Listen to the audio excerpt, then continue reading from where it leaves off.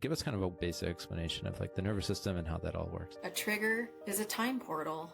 It's bringing you back to the past. Do you have an example that can maybe show how the body stores trauma? Many people have back pain and there's stored anger there. And the beautiful thing about this, because it's in our body, we can rewire it. We can process it. What is somatic healing and how is it maybe different from other sorts of healings? So stress does not just go away magically. We only have so much capacity for stress, and it just builds. It'll just keep building if you don't process. I mean, if you want, I could do a little exercise to demonstrate. Welcome to the Restored Podcast. I'm Joey Ponarelli. If you come from a divorced or dysfunctional family, this show is for you. We mentor you through the pain and help you heal so you can avoid repeating your family's dysfunction and instead build strong, healthy relationships. What if your body still thinks that you're in danger even when nothing's wrong? What if it still thinks that you're reliving your parents' divorce or your family crisis even years later? Most people think that trauma is about the moment everything fell apart, but the truth is it's also about what your nervous system learned to expect during those years. Chaos, tension, emotional whiplash, walking on eggshells, the list goes on. And your body can keep reacting to that long after you've moved on. And this might explain why you feel anxious for no clear reason, why you maybe shut down when someone raises their voice, or why conflict in a relationship feels terrifying even when the other person is safe. In this episode, we explore how growing up with divorced parents or a dysfunctional family shapes your nervous system and what to do about it. You'll learn really practical tips that you can use, like co-regulation, boundaries, grounding, and naming what's happening inside your body, plus how to integrate all of this with your spiritual life. My guest is Sister Mary Stephen. She's a religious sister with a deep background and training in trauma-informed care, neuroscience, and theology of the body. She grew up in a Catholic home, but it was emotionally unsafe, and for years, she just hid her pain. But after experiencing a ton of healing herself, today she helps others heal by combining body-based tools, therapy, and deep spiritual truth. And so if you've ever wondered, why am I so reactive? Why does my parents' divorce still affect me? Or maybe why doesn't prayer fix the way that I feel? This episode is for you. And with that, here's our conversation. Sister, welcome to the show. It's great to have you here. So good to be here, Joey. And happy birthday. I recently learned that it's your birthday, so I hope it's a good one, and I hope we can be a good part of that. I'm really glad you're here, and I'm excited to learn from you alongside my audience. First off, I'm just curious, why is it that you care about helping people heal? I would have to say it's very tied into my vocation. When I started discerning in college, I was like, I just want to help people. My mom would say, you need a career. What are you going to do? What do you want to study? And I was studying psychology, and I'm like, I don't want a career. I just want to help people. And all through religious life, I'm a spiritual mother, and I see everyone as like a spiritual son or daughter or brother or sister. And the world needs healing, and whatever I learned for healing, I'm always wanting to pass on. So, yeah. So good. Okay, so you saw the need, and I love that. And I'm curious, what wounds and healing have you personally experienced? I think most of us come from dysfunctional homes. So it was, our home was quite chaotic. We had a lot of crises in my family. My brother had cancer. My dad has multiple sclerosis. And just like all of us kids, there's 4 kids, and we were just like all over the place. And, but my parents dealing with that, there was a lot of fighting going on growing up, especially I remember since maybe like 5th grade on. I remember a lot of fighting, and me just going, I grew up in the 80s, so we were not at home. We, just leave, just go to the friend's house, because it was just chaotic. So just not having that. I always wanted that close bonding with the family, but with all that we were going through, it was just really chaotic. And so definitely since I was 14, I've been working on like healing, because it usually comes up in your teenage years, like, I'm depressed or things like that. And so even in the monastery, always working on my healing from that. And I'm curious, were there any particular wounds that, obviously the kind of dysfunction you grew up in, that impacts you in so many ways, but was there anything in particular that you noticed that you had this particular wound, or you at least had this symptom that came out of it, like you said, an emotional problem like depression, or something else that you saw like, man, I'm dealing with all these things that are related to my dysfunctional family and I need to heal. Like, was there a moment that you could take me to that was this kind of wake up of like, yeah, I need healing? I think it was, I had a conversion when I was 14. I grew up Catholic and we went to Mass every Sunday and I wasn't taking it in. I was just thinking, whatever, it's what my mom and dad care about, but I find Mass boring and I just want to have fun. But when I was 14, I went to camp, a youth camp, and just our Lord really showed me his love for me. And then it was in that working in this youth group and just seeing, wow, I need a lot of healing. I need a lot of healing from our Lord. So yeah, I guess it was mainly like depression. Like I had fun as a kid, but when I would sit still and be with myself, I was going, yeah, I'm sad and I'm depressed. And so I think that was my turning point. Yeah, I can relate with that too. I've never had like chronic depression, thankfully, but I've certainly gone through like situational depression and anxiety in different cases where something's happening and it's maybe in my family and in the past, especially with when I lived at home, it was I'd feel the weight of it for sure. So I totally relate with you. And I think a lot of people even listening right now can relate with us too, that, especially when you kind of face yourself or slow down a little bit, like you described, a lot of that brokenness catches up with you and it can be a tough place to be. So you had this experience though at camp and that I'm assuming led to kind of deeper experiences. What would you say was like the most helpful healing thing that you experienced maybe in high school or college? I had a mentor. She was one of the youth leaders. She was about, in her early 20s, and she really took me under her wing. And she had a young family, so I would babysit for her and just hang out at her house. Because since there was so much chaos at home, I love to be in other people's houses. And so I would just hang out with her, and she really helped me to put language to what I was feeling. So that was just transformational. The love that she showed me and the compassion and just being a friend and mentoring me. And she even said, hey, you need to apply for colleges, go away for college, And so going away to college was very helpful. So she really helped me like move, because a lot of times with trauma, we kind of freeze, become small. So she helped me to kind of get out of that and make something of myself. And and it was in college that I discovered I had a vocation. So it was just such a blessing to have such a beautiful friend like that. Love it.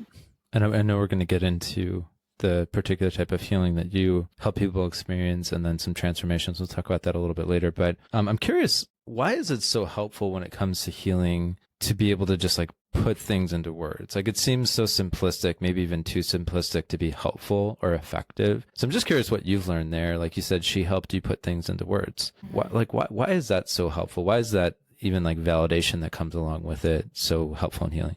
I think because it relates to our nervous system, and I do help people reset their nervous system. When life becomes too much, we could only be in fight or flight or stress mode for so long, and then you reach a point where you just shut down. So I think I was definitely shut down in my high school when I started the youth group with her. I mean, when I was going to youth group with her, and she saw that. She saw how shut down I was.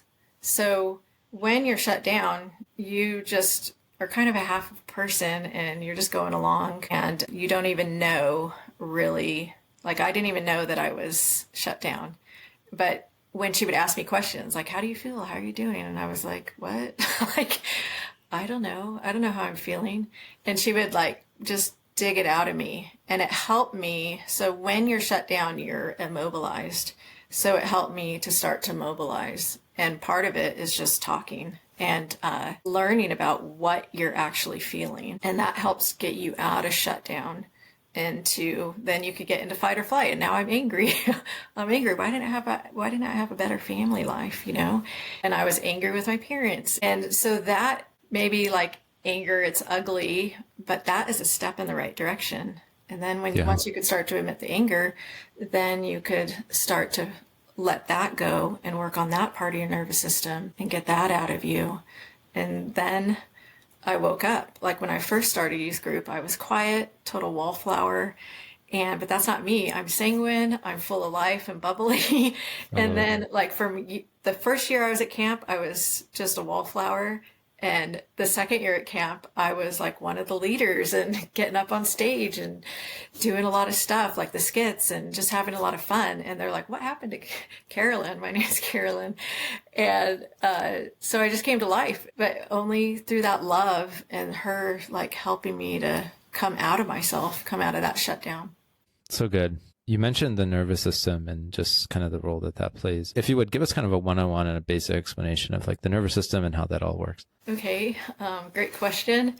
So the nervous system, God designed our body. He designed it to help us heal. He wants us to heal. Our body wants to feel safe. So our nervous system, when we feel threatened, we don't feel safe and we go into fight or flight. Or when that's too much, we shut down, like I was saying. So it's built into our system and it's operated by the vagus nerve. Our vagus nerve starts at our cranial here in our brain and it comes down and it goes to all of our face. Like when you're shut down, you're like, I'm like, where did Carolyn go? And for everyone who's only listening, she's like slumping over. Her face is kind of like long and drawn and like lifeless. So, okay. Wow. Yeah, like where did Carolyn go or where does Sister Minnie Stephen go? So your nervous system shuts you down. And when you're sick, your nervous system shuts you down. That's why when you start to get sick, you're like, wow, I feel it. My body is starting to shut down. So your nervous system, you could think about it like the wiring in the walls. Like we have wiring in the walls in the room you're in right now. And trauma could be seen as a rat gets in the wall and chews through the wire. So if a rat chews through the wire and I go to the light switch to turn it on, it's not going to turn on. And I could go to the light switch and come on. And maybe if I bang on it or do it really gently or do it real fast. No, because the answer is not in that light switch. The answer to our trauma is not in our brain. It's in our body. It's in the wiring in our body. We need to go to our body. We store trauma in our body. So we can rewire. We can go into the wall and rewire where that rat ate through. So trauma is a break. There's a real break and we need to rewire, and we can do that with working with our body. So the answer's there. So I don't know if that helps. Yeah, no, it makes sense. And the way, that's super helpful. And I'm just thinking of something I learned from a neurobiologist that I've learned of like your nervous system is kind of on a scale where at the top of the scale is like hyperarousal, which is like the most afraid or terrified that you can be. And at the bottom, that's like a 10 out of 10. At the bottom would be like hypoarousal, and that's like a 1 out of 10, where you're the most depressed or numb you can be, lifeless, like you said. And what he was explaining, at least, was that you want to be in like the 5 or 6 range typically. And that's like proper regulation of your emotion, where you feel calm, you feel at peace, but then you feel maybe a little bit of excitement to like tackle life, to, tackle your day. Would you agree with that? Would you tweak that at all? I'm curious if that's a decent explanation of kind of how your nervous system like goes up and down, and how we, regulation, essentially what he was saying, regulating your emotions means bringing you back into that 5 or 6 range. And when you get out of, the 5 or 6 range, typically that's like dysregulation, which can happen when you're triggered or when, something in life kind of throws you, there's pain, there's wounding, something like that. Would you agree with that, or would you tweak it at all? Yeah, that I could explain it in a little different way, but that's perfect, Joey. And so the fight or flight is up top. If when we go into fight or flight, we're triggered, or we actually have a danger that we need to tackle. So that's way up there. And then when that becomes too much, we go way down into dorsal vagal shutdown. We're depressed. I just want to lay in bed all day. So unhealthy nervous system is ping-ponging in between those two. You're going way up and then way down, up and down. A healthy nervous system would be more in the middle. We need to go into fight or flight. Like you got to clean the house before someone comes over. They're coming over in 10 minutes. Like you are in fight or flight, or you have work to do. Sometimes it's okay to go into fight or flight. And can you come back down to being regulated? Mm-hmm. Or are you going to bed at night and your mind's going? And that's where insomnia comes, because you are still in fight and flight when you're laying in bed. and you aren't able to get yourself back down. So I work with people to get more of a healthy nervous system. You're more in the middle, and it's the ventral vagal, or it's called parasympathetic also, where you're calm, you're grounded, you're your best self, and you could be relaxed and go to sleep at night, or pray, or have a good conversation with someone. You're not, a lot of times you're talking to someone and they're not there. They're in their head and they're not really present. So the healthy nervous system, you can be present to the person you're with. Okay. That makes so much sense. Gosh, I have so many questions, but I guess one of the things that you had mentioned about like trauma, that it's stored in the body. And for some people, maybe that's new language that they've heard. For others, maybe they're familiar with Bessel van der Kolk and the book, The Body Keeps the Score. But for anyone who's not familiar, what does that mean exactly? Do you have an example that can maybe show how the body stores trauma? If you're from a divorced or broken family, the holidays can be so stressful and challenging. You know that. Pressure to choose between parents, being reminded of your family's brokenness, especially if you've been living out of the house or at school, and just feeling a bit lost and alone in navigating it all. Thankfully, you're not alone. Our free guide, 5 Tips to Navigate the Holidays in a Broken Family, offers really practical advice that you won't hear anywhere else, a worksheet to plan out your time with your parents, super helpful, and even a copy-paste template you can edit for communicating with your parents through messages or even a call. Most of all, the guide helps you feel less alone and more in control when the holidays hit. You can get the free guide at restoredministry.com/holidays, or just click the link in the show notes. I think there's a quote from his book, the body remembers long after the trauma happened. Long after you think you've worked on it, the body still remembers it. So you could even have trauma from when you were a baby. Like maybe your mom let you cry yourself to sleep too many times. And it gets wired into your body that it's not safe to relax. If a baby has a perfect connection with their mom, they will grow up thinking the world is safe. And when the trauma comes, they go, okay, I could get through this because the world is safe. But many of us, we come through early childhood, the world is not safe, and I have to fight. I have to protect myself, and it's wired in your body. So if you even just notice your shoulders, how tight are your shoulders? Yeah. How tight's your neck? And that is stored trauma. That's stored stress. So when there's a stress, if you think about it, something happens, maybe people are fighting in the household and you're like, oh no, what's going to happen next? What do? You brace.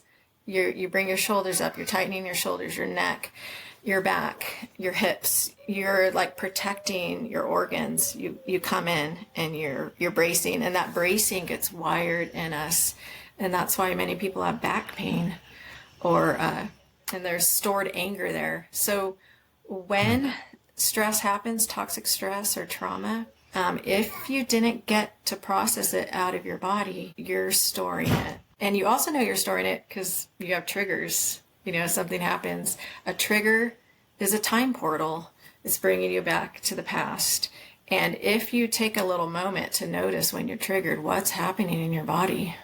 And when you start to do the work and learn about your body, learn the language of your body, the wisdom in your body, you'll start to go, whoa, wow, I'm feeling it. I'm feeling it in my heart or my stomach.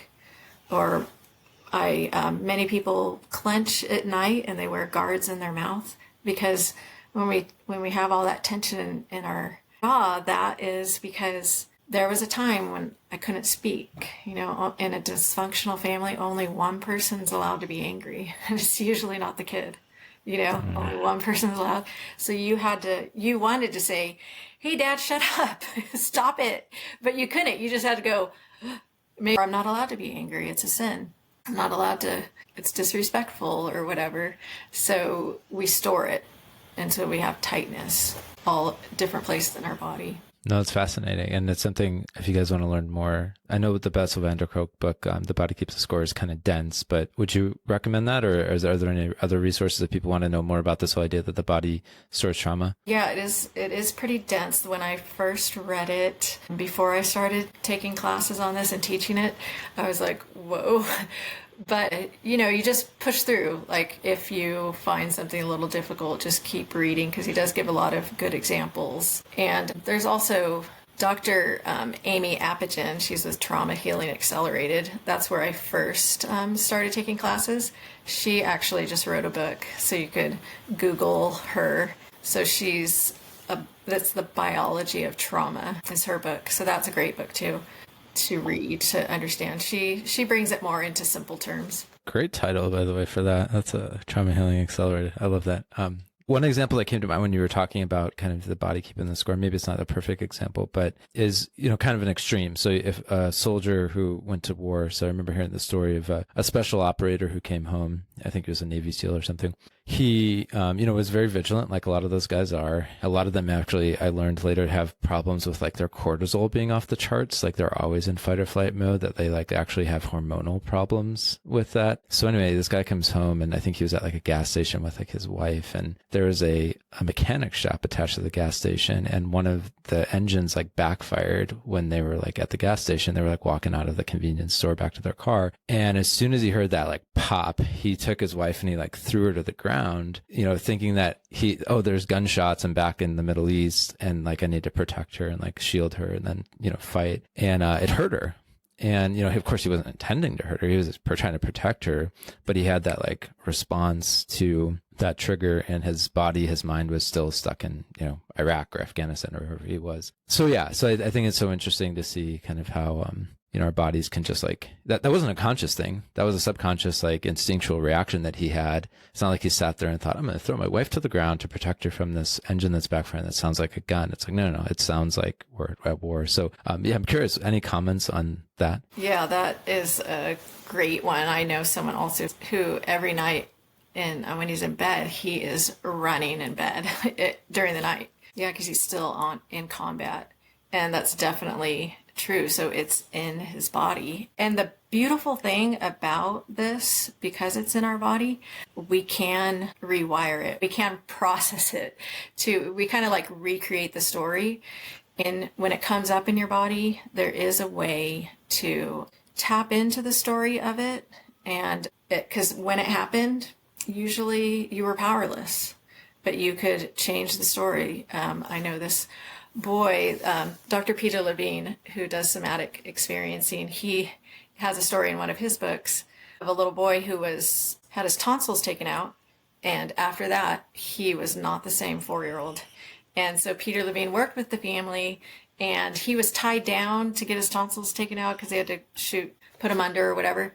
Yeah. And it was complete trauma for him. So they recreated the story by putting a teddy bear in the bed. And okay, now escape from the hospital. So the teddy bear escaped, and then, okay, whose turn next? And the boy was like, I don't want to do it. So mom did it. She escaped, and the dad was in the bed and he escaped. And then the little boy was like, oh, it's my turn. And then so he was in the bed, and then he escaped like before the doctors came, and he was running, and they all ran, and he was so happy. So he rewrote that in his nervous system, and then he was fine. He was able to process that trauma. And the beautiful thing is he had, his parents were friends with Dr. Peter Levine. We didn't have that when we were growing up. So that story, if he didn't have that, this little boy, when he's 20, 30, 40, he's going to be like, I don't want to go to the hospital. So whenever we react more strongly to a situation, we know it's because it's stored in our body. And we could still, like, you could go back. If that happened to you, you could go back and rewrite that. Wow. Yeah. Fascinating. And one of my friends, Eddie, who came on the podcast, he was saying, he had this great line. He said, the past lives in the present. So true. And that's what I hear you saying basically, is that unless we kind of convince or demonstrate to our brain that this trauma is like finished, it's in the past, it's done, it's closed, then we can, if triggered, just act out of that like that little boy. Right. And when I was working with a psychologist, and I was taking a class with him, and he was saying, okay, you need to bring in safety, because, you practice therapy when you're taking classes. We were online, and he said to the guy in class, he says, can you tell your little boy that we're now grown up? Bring in safety. Just tell him we're now grown up. We're not 10 years old or 4 years old anymore. And I was just kind of laughing and going, that doesn't work, because that's in your head. We need to actually do it in our body. We need to do the somatic exercises in the body. I mean, if you want, I could do a little exercise to demonstrate, Joey. That would be great. Yeah, I would love that. Let's get into it. And well, first, what is somatic healing and how is it maybe different from other sorts of healings? Let's maybe set that framework. And then I had one other question before we dive into the... Yeah, sure. And I know we've talked a lot about it, but if you can just kind of summarize, like, this is what somatic healing is, and this is how it differs from other methods of healing. Yeah, totally. So somatic, soma is Greek for body, but it's more than just body, it's to be embodied. So with trauma, we go to our head because it's more safe to be in our head. So we cut ourselves. Our nervous system does that, cuts our body off because that's where you feel it. We don't want to feel. So when somatic work is, okay, we are going to slowly and gently start to see what's there, start to learn your own nervous system. Where am I? Many people don't even know. Am I in fight or flight? Am I shut down? I didn't know. I didn't know where I was. And then when you start to work with your body, you start to learn, okay, I'm always in fight or flight, or I'm shut down, or I'm going between those a lot. I rarely am in that middle state where I'm calm and grounded and present. So we do exercises to learn about, to come into our body, drop from your head down into your body. Not that your head's bad. It's just, let's focus the attention of your head in your body and also process it. So stress does not just go away magically. Like if you look at deer in the wild, they're being traumatized all the time. And so what happens? They hear something and the deer, they're looking around and you see their ears moving. And then they orient to it. They look to the danger where the sound's coming to, and they go, oh, it was nothing. It was a bird. And then they shake it off. That's a real embodied thing. So we can actually learn to work with our body to shake it off, get that adrenaline out of you. Because if you don't process the stress, it just keeps building. So I have this little cup here. We only have so much capacity for stress, and it just builds. It'll just keep building if you don't process. Keep building and building and building. And then you end up living up here, and any little thing sets you off.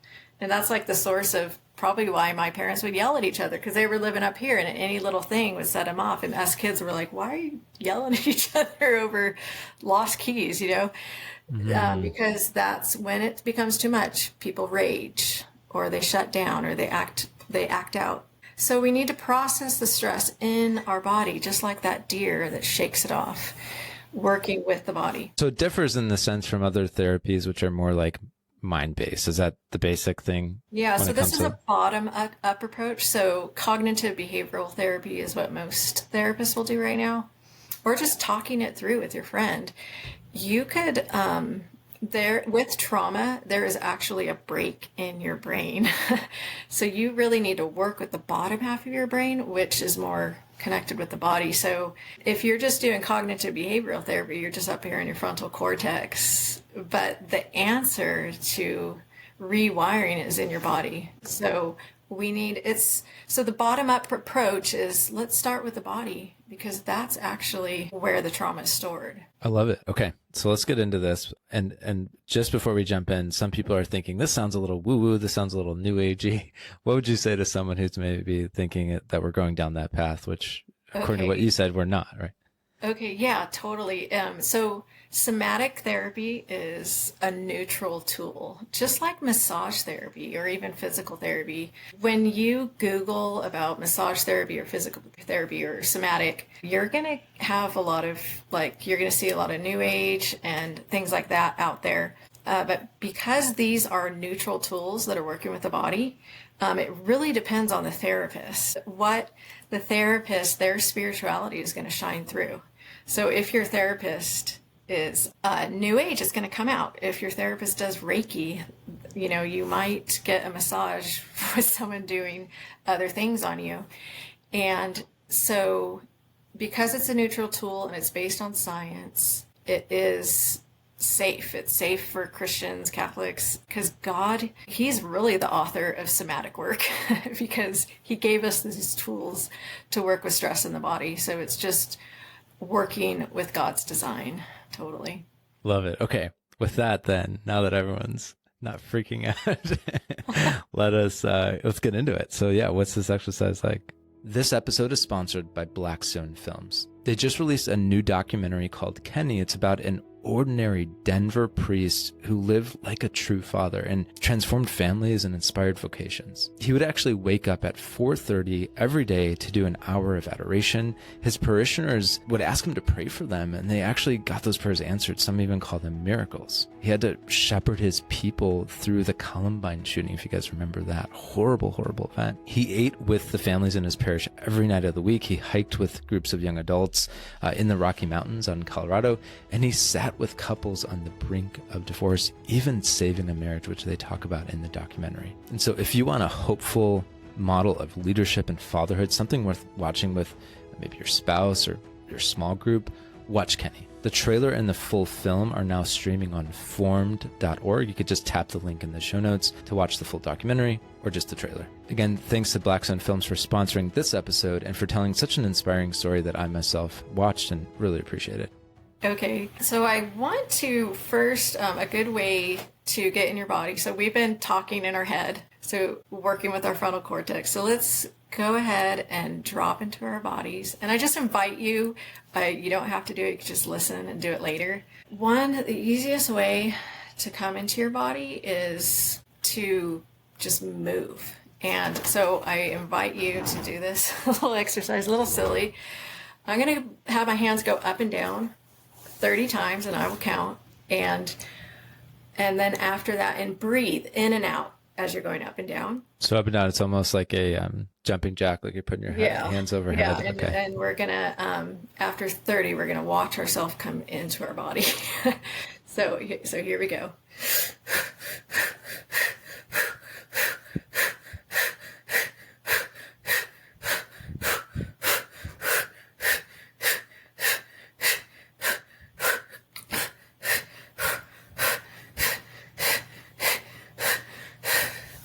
And then I invite you to put your hands in your lap. You could close your eyes if that feels safe to you even. And you're just noticing your body. You're coming down. Maybe you feel your heart rate's coming up. And just notice your breathing. Is your breathing a little labored? Are you breathing in your chest, or is it deep breathing? And you're just noticing. And you feel your feet on the floor. Maybe you can move your hips even in the chair. And you're just noticing your body. And then, how do you feel? Like, are your shoulders up, or are you relaxed? Are they coming down? And if you notice yourself having a sigh or a yawn or a deep spontaneous breath, that's telling you, wow, you're shifting. You're shifting into that middle state of parasympathetic, where you're calm, where you're alive and present. And do you notice any tension in your body? And this is another thing. You could just, and I invite you just to tense up your shoulders. You could even tense your back. I'm clenching my fist and arms, and just feel the tension. You're creating all this tension in all your muscles or your upper body, and my shoulders are up. And I'm actually kind of in a fight or flight stance, like I could really fight you right now. And I'm feeling the tension all in my body, and we're going to release it. I invite you to release it very slowly. So just start right now to go ahead and release it. Release those muscles. Let them slowly release and get soft. And just let it go. Let all that tension go. And now my shoulders are coming down. And I just got a deep spontaneous breath. And my shoulders, I've noticed, like, wow, my shoulders are even down lower than they were before. And I feel more relaxed. I feel more present. And more myself. And wow, that was nice. And just notice your body. Notice how you feel now. So the whole idea is we're focusing our attention of our head on our body and getting ourselves in that kind of grounded, where you're present and you feel alive. And another one is, we were talking about the vagus nerve, which is in charge of your nervous system. Just even moving your ears, because your vagus nerve is very connected to your ears. It's the closest place where you could kind of connect with it, because it's very close to the surface of your skin. And if you just move your ears like in circles, and you kind of go with it like someone's giving you a massage. Like, you don't want to overthink it. Just let your body relax as you're moving that vagus nerve, because when you stimulate the vagus nerve, it's telling your brain like you're safe and it's gonna be okay. I got you. And you could even massage behind your ears, on your neck, because that gets your vagus nerve right under your skull, behind your neck. You kind of just massage it and you're releasing stress. You're turning off that danger signal in your brain, the amygdala, that, yeah, I am safe and it's going to be okay. Or even just like putting a hand on your shoulder and feel the tightness. You squeeze that tightness in your shoulders if you have that. Just squeeze it. And then you let it go slowly. I'm slowly letting that grip on my shoulder go. And you could even use language like, I got you and it's going to be okay. You could let go. And I just got a deep spontaneous breath, so it really like my body like that. And I do my other shoulder, I'm just squeezing it. That tightness, I'm squeezing my shoulder there. Just that tight muscle that you're trapped. And then you let that grip go slowly. And it's gonna be okay, and you can let go. So, wow, that felt nice. So that's like a little simple exercise to let things go. And if you have any questions, I have one more little one I could do, but maybe you have a thought on that. Yeah, no, it's fascinating. The first thing I was going to say to anyone, I wasn't participating because sister encouraged me before the show to do it separately because I'm conducting the interview, so I'm in my head and it would be hard for me to switch through, so in case everyone was wondering.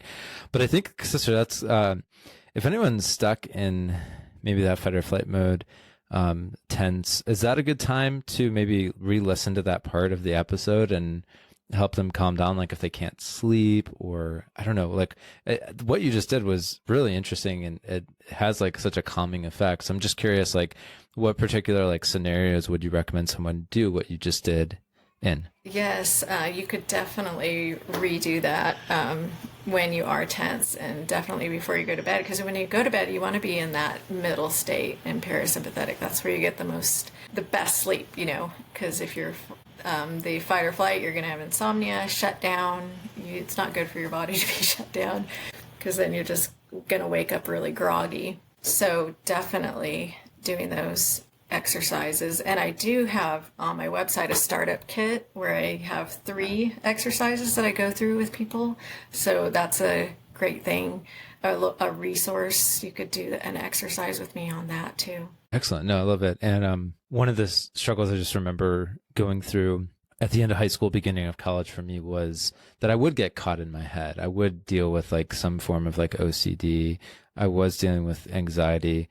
There was a lot happening at that point in my life. And I remember, I think it was the girl I was dating at the time saying something like, we always heard that phrase, like mind over matter, just kind of mind over matter, like push through it or whatever. But that whole idea of like body over mind, like get out of your head, like there's a place for that too. And that was really helpful. That helped me calm down in the midst of that. I remember learning a little bit about like grounding exercises. And if you guys aren't familiar, what I'm talking about is like using your senses such as touch to kind of take you out of maybe getting stuck in a loop in your head or feeling super anxious, and kind of tuning into like the moment, your environment, and being able to like calm your nervous system down. So that was really helpful for me. And it sounds like what you just did, like kind of reminds me of something like that. Totally. Really getting you in your body and calming you down, getting you out of that loop. Yeah, it totally resonates. That's what this is. Mm-hmm. Good stuff. And I guess we would say too, and correct me if I'm wrong here, that consistent exercise or any sort of like movement, we would say kind of work towards a similar goal too. Is that right? Because I know when I exercise, like I feel great afterward. And so is that kind of a similar mechanism? Right. Exercise is going to work even with your hormones, getting that cortisol out and giving your whole body message of that you're safe. You are not going all in your head. So definitely when you're working with your body, even just taking a walk and getting the sun, being with the trees give you those negative ions that are so healthy for your body. And so all these systems are connected. And so anything that you do to help on a biological level, because if you have a lot going on a biological level, a lot of toxins, that even just that puts you in fight or flight. So, but definitely like firefighters, they do a lot of exercise when they're not fighting fires because they're first responders, they have a lot of stress and trauma. So they're working that out with exercise too. Okay. No, that's so good. Anyway, I love this approach, but you said there was another exercise. Did you want to go into that, or is it better maybe that people pick that up on your website if they want to do that? It's real quick. I think it'd be a fun one to do. So whenever you're completely stressed, I'm just backing up a little so you can see. So the stress is built up in our body, all the adrenaline and all our muscles. So I invite you just to imagine there's a huge stone, and that could be your stress. And maybe you're even like super anxious, even a panic attack, you're really feeling it. Just allow yourself to feel it in your body. Where are you feeling it? And now let's go ahead and push it. And imagine you're like pushing a huge stone, and just go real slow. And I invite you to do that. I have my hands at my shoulders, and there's a huge stone in front of me, and you just push real slowly. I'm pushing out forward. I'm going to get rid of that stone. And you just push it away. And maybe it sounds like I'm pushing it sweeping it under the carpet. No, I'm working with my body. And it's like a boundary. Like, you are not invited in my safe space here. Just push it away. And even if you're like standing, bringing in more movement. And when you exercise, you could be lifting weights, and just imagine I'm pushing away all that stress. And you could push it away but still hold on to it. No, just let it go. Just let it go all the way through, and I'm just pushing my arms all the way out and just letting it completely go out of me. And then after you do that, even after you exercise, then you sit down and go, okay, like, how do I feel? And then come into your body, and you kind of ride that release all the way to the end and just let it go. So when you do it intentionally like that, when you exercise with intention, if you have and many of us store a lot of stress, that's making it go all the way out your body and out of you, like that deer that shakes it off. Yeah. Good stuff. And I wanted to mention that, so the sympathetic nervous system is the fight or flight mode, or you can be shut down as well, or did I misunderstand that? And then the parasympathetic is the rest and digest, where you're calm and you're able to, just be without needing to I guess you're resting. So is that right? The distinction is shutdown technically under the sympathetic, or where does that fit? So there's sympathetic and parasympathetic. And in parasympathetic, you have ventral vagal and dorsal vagal. So the dorsal vagal is you're completely shut down. And the ventral vagal, which people also call just parasympathetic. So it's a little confusing.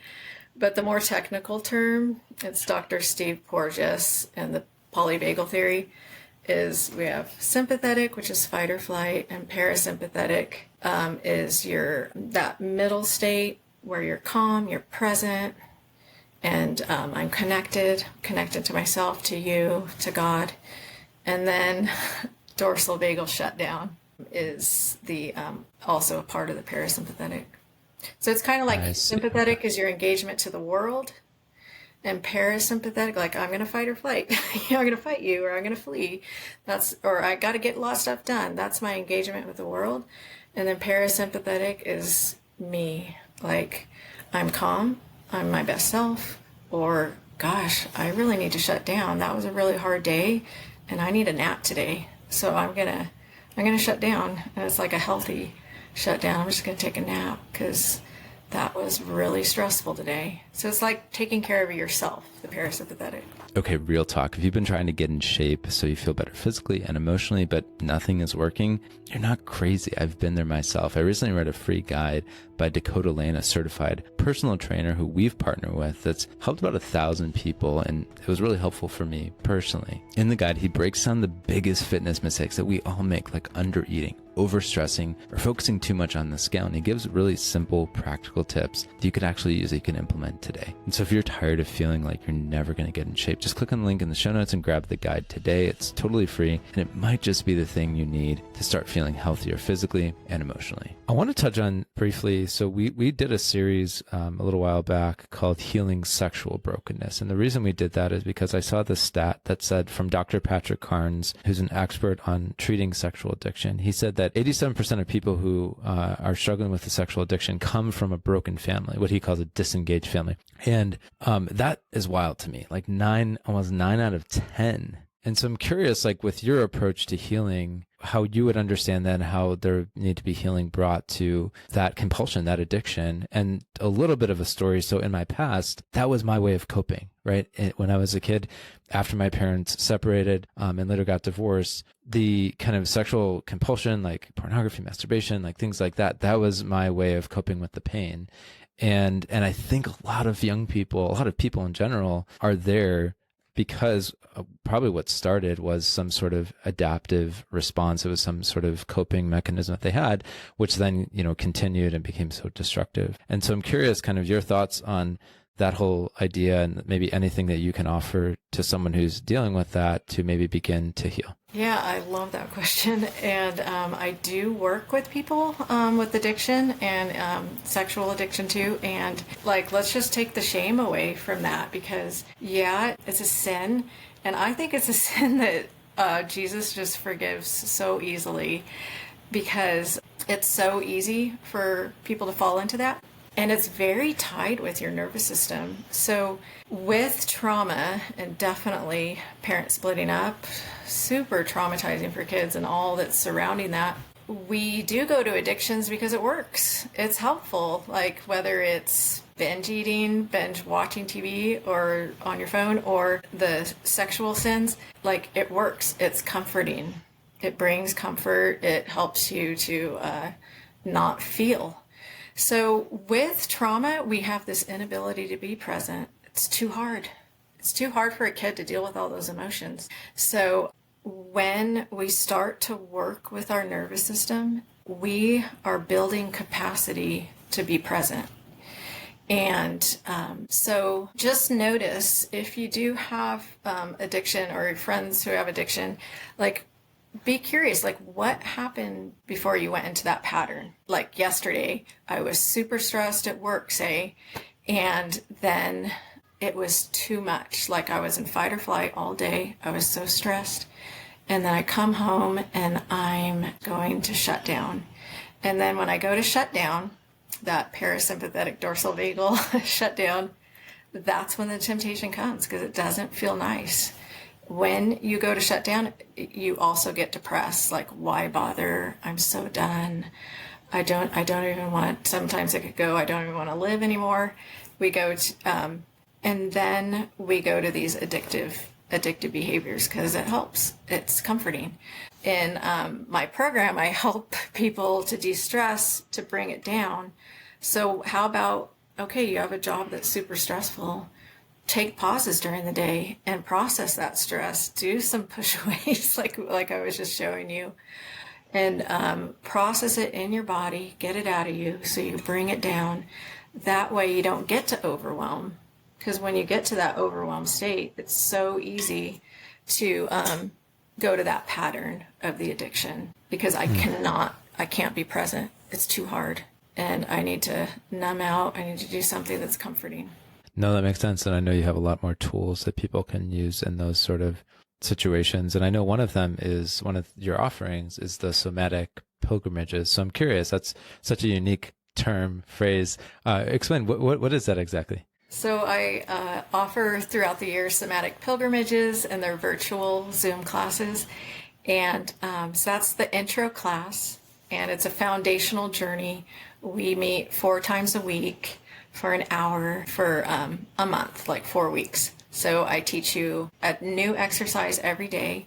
So you're learning these skills of body awareness and where my nervous system's at, and all these different tools, so that whatever journey you go on after that, you have these tools to make you feel safe.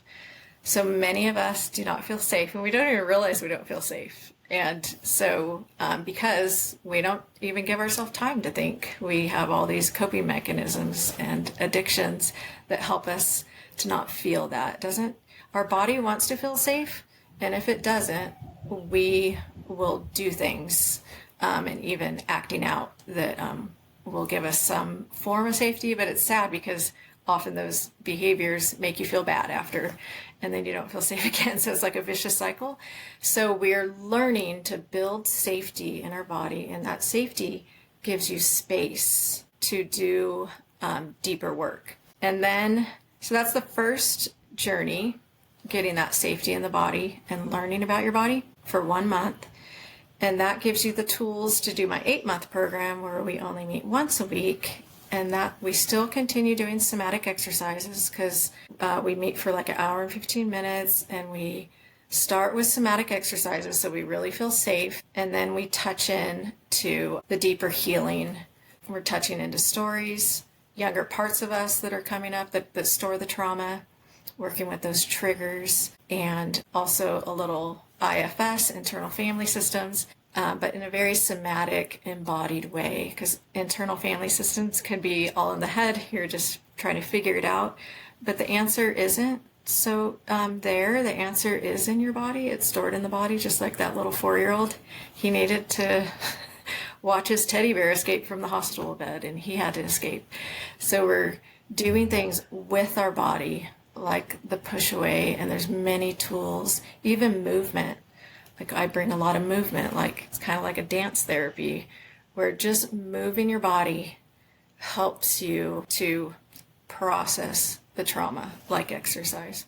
Neat. Okay, so you have multiple programs, and yeah, I'm curious, like what sort of transformations have you seen in people's lives? So obviously I imagine there's like the immediate transformation of them maybe feeling more calm, but I'm curious if there's been any bigger ones that you've seen in their lives or your life. And yeah, that's one question. The other one would be like, why might this be particularly helpful for someone listening right now who comes from a really dysfunctional or a divorced family? So that's a great question. Yes, I have people, I have therapists who recommend their own clients to come to me, people who've been stuck for like years, like even 8 years of talk therapy, and they're stuck. And so this work has helped them to realize what's going on, like where is it? And so sometimes they have shared with me that, wow, this has been the missing link. I've been doing therapy for even 30 years. And what I did with you in 3 weeks has just been transformational. I've been able to get off my anxiety meds, they say, and just be normal again and move on with life. And some of them, I see the growth. I see them on Zoom. They're completely shut down. And after that 9-month program, they're like, wow, they're a completely different person. Like they come to life, and they're able, whereas in the beginning, they may have disassociated when we're working with younger parts of them in the class. And they're like, wow, I was able to work with my younger part and not shut down. I was able to do this work. And I feel like even with the movement, bringing in movement and the dance, it's kind of dance, but kind of like just expressing your body. We need to move our body to get it out. They're like, wow, I felt such a release. I've never had such a release. And just completely transforming their lives. I've seen so many. Yeah. Thank you, Joey. love it. I could see how this would be helpful for so many people. But I mean, I'm curious, like in particular for young people who come from, divorced or highly dysfunctional families, or maybe mom and dad do stay together, but things are really tense and hard at home. Is there anything you'd say in particular why it would be helpful for them in that situation? Yes, I think in doing this journey, we start to, and focusing on your own body and where you're at, you will start to see, wow, what I see in my parents, I have those same problems too. I think when we're young and in the family, the focus is more on them and why can't my parents be better or whatever.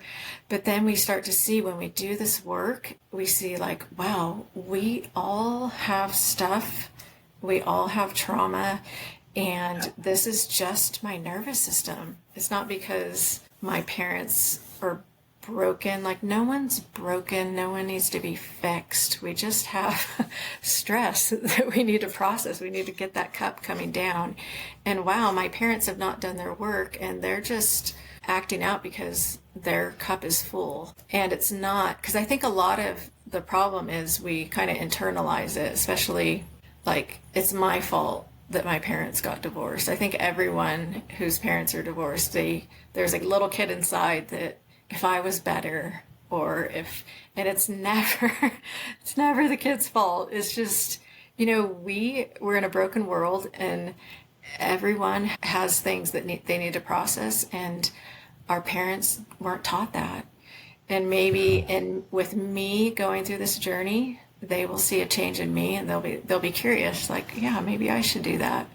Or I could have compassion on my parents, and yeah, maybe they weren't taught this and they have a lot of trauma. So it kind of like brings down the bar, and you start to see like be more like compassionate and understanding of others, and that can go a long way for having more peace in the family. Totally. Which I'm sure can lead to so many other things, because the three buckets of like problems we see young people from broken families facing is that they deal with a lot of emotional problems, right? They're dysregulated and they struggle to like deal with all those difficult emotions. That often leads them into bad habits, like you said, addictions, compulsions to kind of feel better.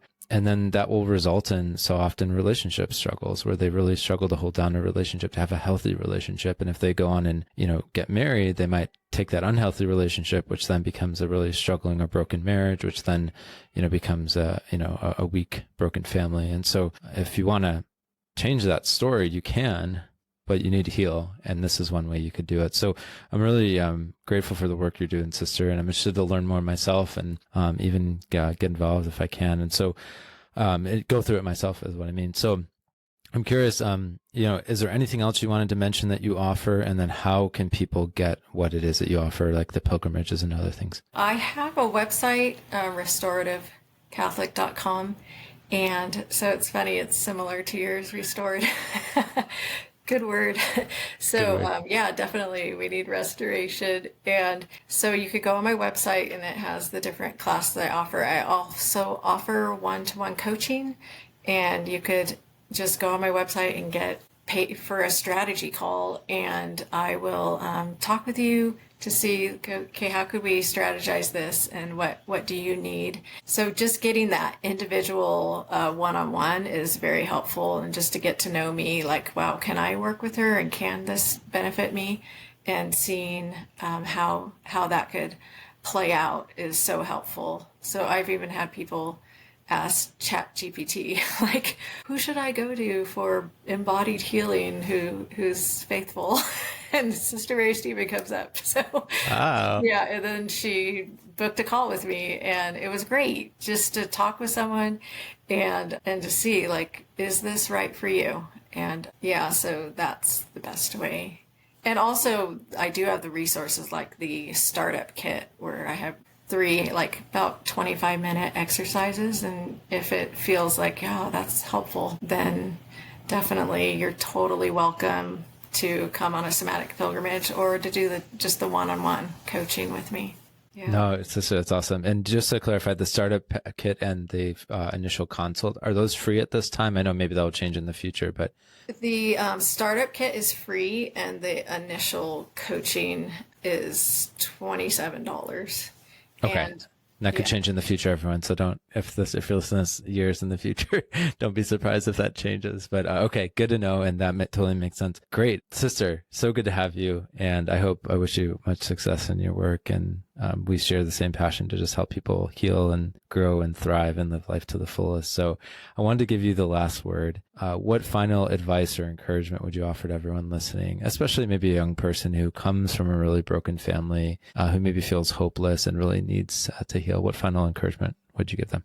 I think I'd say that, like I said before, really you are not broken and you don't need to be fixed. And there's no label we need to put on you. We don't label in this mode of healing that, wow, I'm like everyone else. I have things I need to process, and let's just do it. Let's do it together. And then you could become your best self, live your best life, and break the cycle. Like you always say, Joey, totally, we can break the cycle. And so it starts with us, and we can rewire. There is hope. There is hope. So much hope. That wraps up this episode. If this podcast has helped you, feel free to subscribe and rate or review the show. You'll avoid missing future episodes and help us reach more people too. In closing, always remember you are not doomed to repeat your family's dysfunction. You can break that cycle and build a better life, and we are here to help. And keep in mind the words of C.S. Lewis, who said, you can't go back and change the beginning, but you can start where you are and change the ending.